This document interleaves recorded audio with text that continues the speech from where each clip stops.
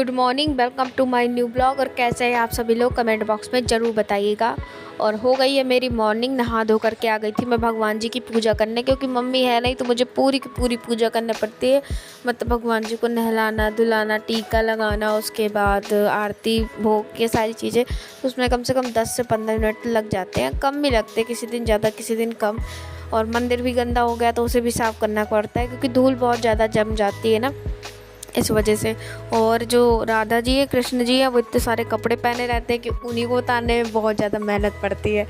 तो इस तरीके से काफ़ी ज़्यादा समय लग जाता है, लेकिन ये है कि अब करनी तो पड़ेगी ही पूजा। भगवान को ऐसे थोड़ी ना बैठा सकते हैं। और मम्मी को भी आने में टाइम है, अभी मम्मी जल्दी जल्दी आने वाली नहीं है, तो अभी तो मुझे करनी ही करनी पड़ेगी। जब फिर मम्मी आ जाएगी तो मम्मी अपना मोर्चा संभालेगी, मुझे जो है मैं फ्री हो जाऊंगी। तो मैंने सभी भगवान जी को, एक थाली है लोहे उसकी पीतल की, उसमें सारे भगवान जी को रख लिए थे। तो एक बार में जितने भगवान जी हैं, कृष्ण जी, राधा जी, गणेश जी, लड्डू गोपाल और शालिग्राम भगवान, शंकर जी की एक छोटी सी मूर्ति है वो, और एक मतलब गुम्बद जैसा है, और एक और है, मतलब पता नहीं वो मुझे पता नहीं, लेकिन उनकी पूजा होती है।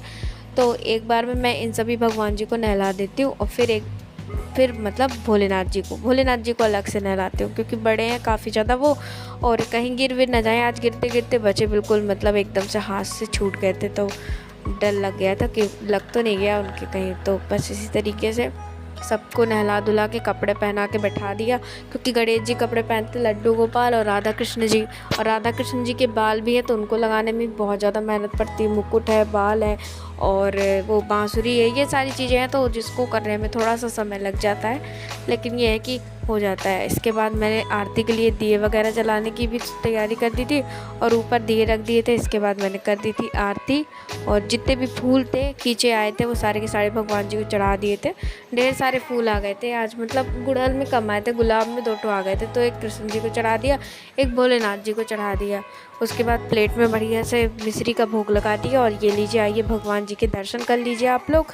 बिल्कुल सभी भगवान जी बैठे हुए हैं बिल्कुल अच्छे से, तो हाथ जोड़ के अच्छी तरीके से आइए दर्शन कर लीजिए। फिर चलिए देखते हैं आज क्या कर रही हूँ मैं किचन में। तो 2-3 दिन का कल दूध बच गया था काफ़ी ज़्यादा, तो मैंने सोचा क्या बनाया, तो पापा ने कहा खीर बना लो अगर बन जाए। ज़िंदगी में मैंने एक बार खीर बनाई थी गाइस, जब मम्मी नहीं थी घर में, तब खीर ऐसी बनाई थी कि एक चावल पका था और एक चावल कच्चा रह गया था। तो सोच सोच के मैं डर रही थी कि शायद मुझसे खीर बनेगी या नहीं बनेगी। तो मैंने सुबह ही मम्मी से पूछ लिया था खीर के लिए कि कैसे बनाऊंगी, तो मम्मी ने सारा रेसिपी बता दिया था। और जब फिर मुझे कुछ अभी जब मैं कॉल लगाई थी, मम्मी को ही लगाई हूँ, मोबाइल लगाई हूँ कान में, ये पूछने के लिए कि मुझे शक्कर कितनी कैसे डालनी है, क्योंकि चावल और दूध तो मैंने बहुत पहले से पकने रख दिया था। और उसके बाद शक्कर निकाली डब्बे से। मम्मी ने जैसे जैसे रेशियो मुझे बताया था कि जितने चावल हो उससे थोड़ी सी ज़्यादा या उससे डबल शक्कर डालना है। तो मैंने आधे कप चावल डाले थे, तो 1 कप से कम ही शक्कर डाली थी, ज़्यादा नहीं डाली थी, क्योंकि पापा हमारे मीठा कम खाते हैं, उन्हें कम पसंद है। क्योंकि दूध का स्वाद ही इतना आप मतलब मीठा हो जाता है कि उसकी ज़रूरत ही नहीं रहती। तो बस इसके बाद मम्मी ने मम्मी कहाँ से आ गई, मैंने शक्कर डाली, और कुछ ड्राई फ्रूट वगैरह मम्मी ने बताए थे रखे हुए डिब्बे में, तो वो ढूंढे, और जो इलायची रहती है ना, इलायची वो डाली कूट के। मुझे पता ही चल गई थी कि हमारे घर में इलायची रखी हुई है ढेर सारी, तो वो मैंने डाल दी थी, क्योंकि वो मुझसे बच गई थी।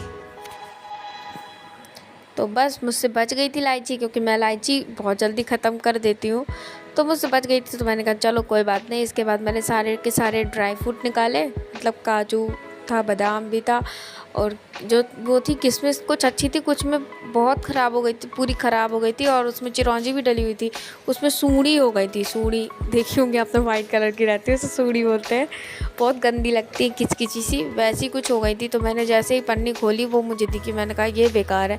फिर मैंने वो पन्नी पूरी की पूरी फेंक दी, क्योंकि वो पूरी सूंडी जो थी वो सूंडी हो गई थी किशमिश में। और फिर मैंने कुछ मखाने रखे हुए थे डिब्बे में, तो वो निकाले, और ये जो काजू बादाम और गरी भी डाली थी मैंने। ये सभी को, जो छोटी सी खलबट्टी आप लोगों को दिख रही होगी वीडियो में, वो जो खलबट्टी उससे कुचर के मैंने डाल दिए थे। तो उस खलबट्टी से कुचरने में क्या होता है, जो काजू बादाम में टूट भी जाते हैं, खाने में भी अच्छे लगते हैं, और गरी भी टूट जाती है ना, तो बहुत अच्छी लगती है। खड़ी खड़ी गरी अगर आप डाल दें तो कम स्वाद आएगा जितना आप कूट के गरी डालेंगे। और अगर यही मसाला आप चाहें तो घी में तल के डालें तो और स्वाद आ जाएगा, लेकिन कितना ज़्यादा घी खाएं, दूध में इतना ज़्यादा फैट होता है, फिर घी में अलग से, तो वो खीर बहुत ज़्यादा अजीब हो जाती है। तो बस यहाँ पर मैंने थोड़े से मसाले डाल दिए हैं खीर में, और अब वो पक भी रही थी। मैंने 2 नंबर में कर दी थी, अच्छी तरीके से पक रही थी काफ़ी अच्छे से। और जब तक खीर पक ना जाए काफ़ी ज़्यादा, जब तक मज़ा भी नहीं आता। शक्कर डालने के बाद मैंने उसे लगातार चलाया था, क्योंकि खीर लग जाती है अगर आप उसे ना चलाएं तो। इस वजह से मैंने उसे लगातार चलाया था, बिल्कुल भी चलाने में कंजूसी नहीं की थी।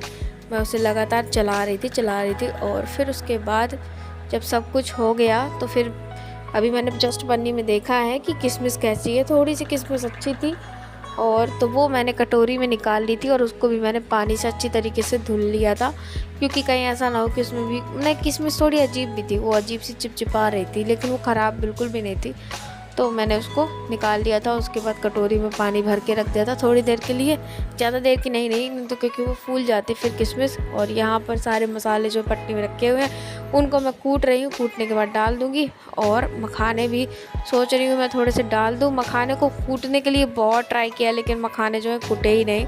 फिर मैं ले आई थी सरौती, पापा की सरौती से मैंने काटे, क्योंकि मखाने नहीं कुटते भी है ना तो पुचक जाते हैं, फिर वो टूटते नहीं हैं मतलब। तो इस वजह से फिर मैंने सरौती का इस्तेमाल किया, सरौती से जो है पूरी काट ली थी। तो यहाँ पर ये सारा काम चलता ही रहता है।